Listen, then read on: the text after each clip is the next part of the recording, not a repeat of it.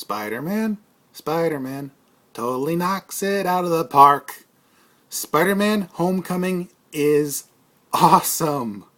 It takes all the best aspects of the comic book Spidey that longtime fans love, the cartoon Spidey that I love, and the believable cinematic universe for Marvel, and puts them together in the perfect way. I mean, Spidey is a fellow nerd. He has trouble talking to girls. He's awkward. He's goofy.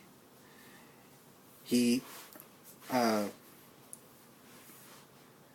gets enthusiastic about Lego Star Wars stuff. And he just feels like someone whom every comic book fan can relate to. And as Spider-Man, basically, he's him. The Spider-Man I grew up with in the 90s, he is him. As for the Vulture, he's not like he was in the comics or the cartoon. He's more relatable. I know, that sometimes backfires, but honestly, you can sort of see where he's coming from. Just watch his backstory and you'll see what I mean. He's not really a villain so much as someone who's at their wit's end. Really made me feel for him.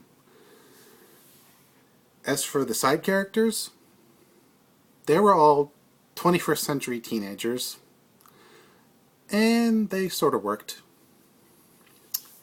As for Aunt May and Peter's sidekick, they were a weak point. I just can't see Marissa Tomei 100% as Aunt May. For me, the definitive Aunt May is the one from the Raimi trilogy. But Marissa did a pretty decent job, more or less. As for the sidekick, he got on my nerves after a while, but not too much. I mean, I didn't want to hurt him or anything. I just wished he would stop talking after a while. Now, for the action, it was practically perfect. They did real stunt work, real suits, and even a few that were a couple of throwbacks to certain cartoon and comic book characters that old-time fans like me will notice. You know, for those who pay attention. And the CG was really, really crisp. There were a couple of scenes where the shaky cam got a bit too intense, but I think that was meant to emphasize that we were right there in the thick of things with Spidey. And after a while, they did sort of calm down, and we got plenty of good, practical-looking web swinging, practical wall crawling, and a villain who